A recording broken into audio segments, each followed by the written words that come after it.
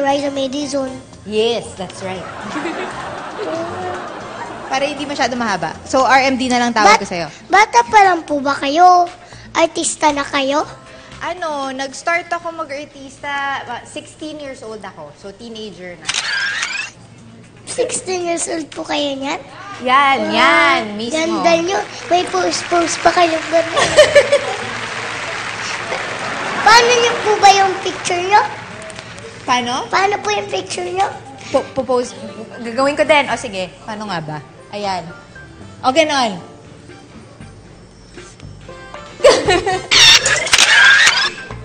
Galing-galing naman po yung mag-pose.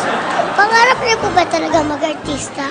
Oo, kasi nung bata ako, nakikita ko yung tita ko. Sumasama ako dati sa show niya, yung Loveliness dati. So, mahilig talaga akong sumama-sama sa mga taping. And then, yung mga pinsan ko din, pinupuntahan ko sa taping. Marami po kayong pinsan na artista. Yun, si Kuya Vandal. Tapos, si Kuya Mark. Anthony. Tapos, si Ate Winwin. Pinsan ko din. Ang dami po ha. Pamilya kayo ng artista. Nag-start kay Tita Ness. Kay Tita Alma. Yun.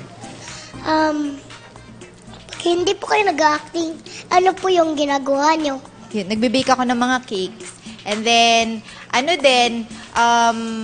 dati mahilig din ako mag-yoga.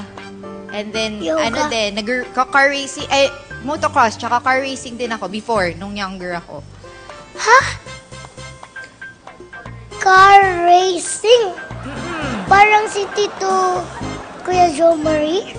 Yeah, pero dati nakasama ko siya sa rallycross. Pero more on... Pwede po sa babae yun?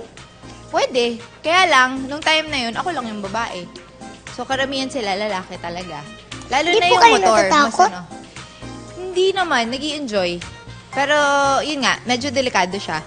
Pero talaga masarap yung Sa feeling. motor din po, nagre-racing kayo? Oo, motor. Yun yung talagang, doon talaga ako nagtagal, mag-motocross. Ayan. Parang robot kayo dyan, oh. Oo. Yan, para safe ka. Para pag sumemplang, hindi ka masasaktan ka agad. May safety gears yan para hindi ka din mapaso. Kasi syempre, pag tumatalon-talon, pwede kang lumipad out of the motorcycle. Lumilipad po dyan?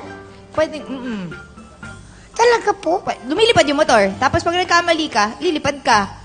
So, delikado yun. Kaya kailangan, ganyan, talaga mukhang robot. lumilipad pong ganun? Oh, yun, ganun. Tumatalon kami. Pag pinapatalon Parang yung motor. si Darna? Parang si Darna. Parang medyo. Pero dapat po nag-iingat, ha? Oo. Kailangan talaga mag-ingat. Pero kaya nakasuot kami ng ganyan. Kaya mukha kaming robot. Pero ngayon po hindi niyo na ginagawa yun? Hindi na, kasi pinagbawalan na ako ng asawa ko. May asawa na po kayo? Meron na. Hindi po halata may asawa na kayo, ha? Ano po pangalan ng asawa niyo? Si Kuya Jimmy Alapag. Hello po, Tito Jimmy. Hindi po Jimmy Santos, ha? Hindi. Tito Jimmy. Alapag. Alapag. Pag. Hello, Tito Jimmy Alapag.